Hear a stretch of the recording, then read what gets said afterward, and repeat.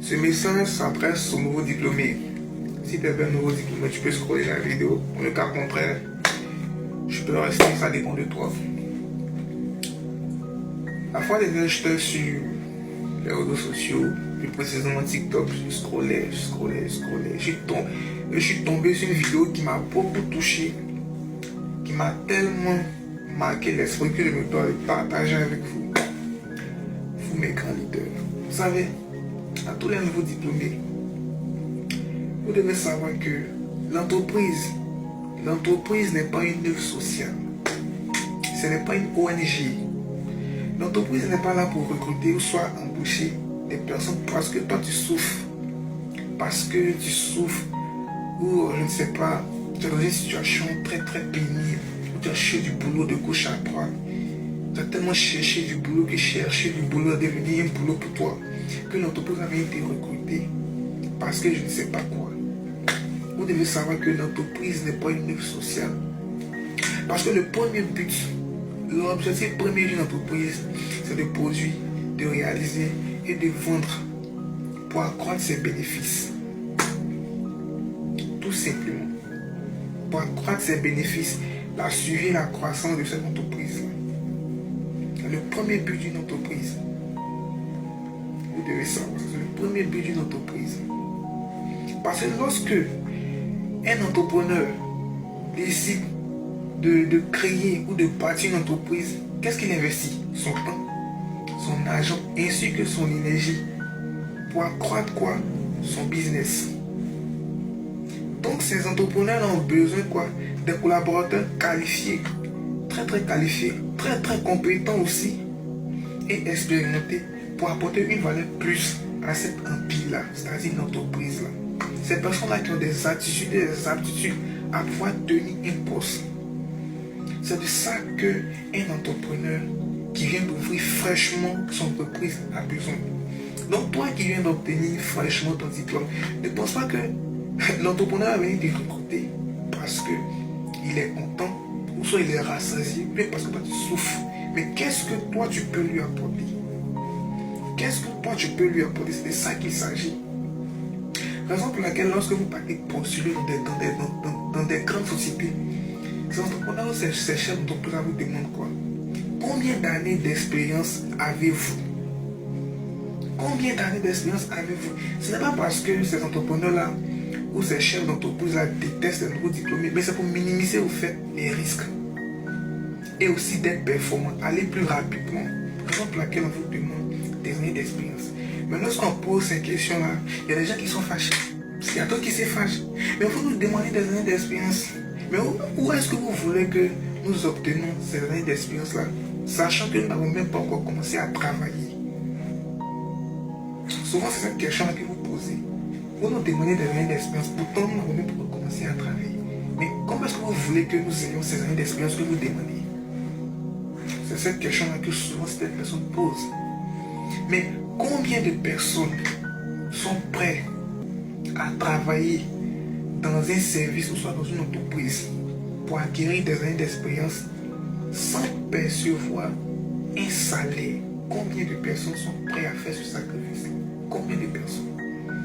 Parce qu'on dit tu vas venir travailler mais tu ne seras pas payé. Les gens disent non, moi je ne peux pas travailler sans salaire. Mais tu ne veux pas travailler sans salaire, mais tu vas avoir des années d'expérience. Toi tu as vu ça où? Tu n'as rien à apporter.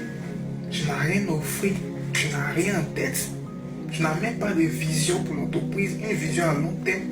C'est toi qui veux un salaire, c'est toi qui exige un salaire. Je veux tant.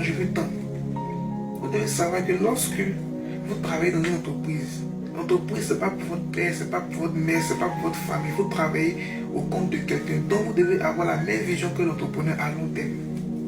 Est-ce que vous devez savoir? Et on te paye en fonction du service que tu rends. C'est lorsque tu as une solution au problème de quelqu'un que tu es rémunéré. Mais tant que vous ne serez pas la solution au problème de quelqu'un, ne pensez pas que vous aurez l'argent.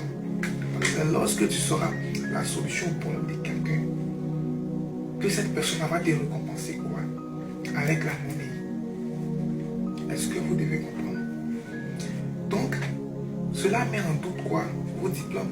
Ça veut tout simplement que obtenir un diplôme, c'est bon. C'est même très bien, mais ça ne suffit pas parce que il faut faire quoi? Acquérir des connaissances en faisant des stages, aller sur le terrain, voir un peu le marché, comment est-ce que ça se passe. C'est de ça qu'il s'agit. Parce que plus tu apportes de la valeur, plus tu as des chances d'être quoi recruter. Travail sans salaire. Lorsqu'on dit vacances, ne sois pas pressé pour aller en vacances, à ne rien faire, ne rien foutre. Ne sois pas pressé. Non. Reste dans ta ville où tu es, ou soit reste dans ton village. Et va, approche-toi des entreprises pour acquérir des connaissances. La personne que tu envisages d'être, tu peux devenir cette personne-là en incarnant la personne que tu veux être. Si tu veux devenir un policier, ou soit un banquier, ou un grand entrepreneur, mais approche-toi de ces entreprises-là qui ont la même vision que toi et proposent tes services sans être rémunéré. C'est ça qu'il s'agit. Mais toi, tu veux acquérir des connaissances, c'est toi qui demandes un salaire, tu hésites à ce qu'on te paye.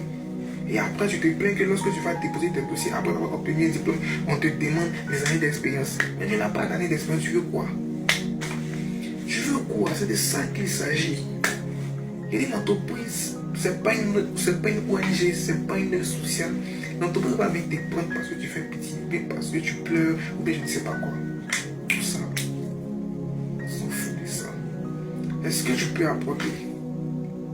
C'est ça qu'on regarde. Donc si tu n'as rien à apporter, si tu n'as rien à offrir, c'est pas la peine. C'est pas la peine parce que c'est pas pour ton papa, c'est pas pour ta mère, c'est pas pour ta famille, c'est pas pour tes parents. Ne pense pas qu'ils vont venir te prendre parce que tu es gentil, ou bien parce que tu pleures, ou parce que tu sauves tes... Non, t'as pas ça dedans.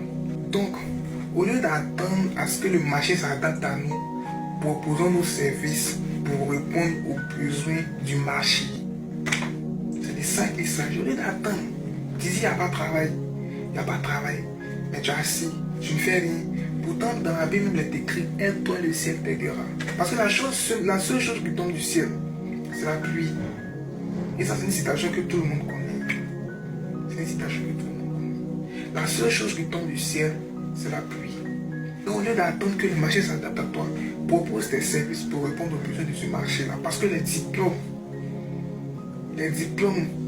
bien vrai que ça ouvre des portes, des expériences et des compétences, des métiers nouvelles. C'est de ça qu'il s'agit. Et toutes ces choses que je viens de dire, la seule chose importante que vous devez retenir en tête, c'est quoi? C'est l'auto-éducation. La seule chose que vous devez retenir, c'est l'auto-éducation. Tout ce que je viens de dire, c'est l'auto-éducation. Ça, c'est un sujet qu'on va développer plus tard. Mais si vous êtes autodidacte, vous allez comprendre que tout ce que je viens de dire, ça découle du fait que vous soyez autodidacte. Je ne dirai pas plus. Je m'arrête là. Que celui qui a les oreilles l'entende. Et j'espère que ce message vous apportera un plus à votre déclic. Merci.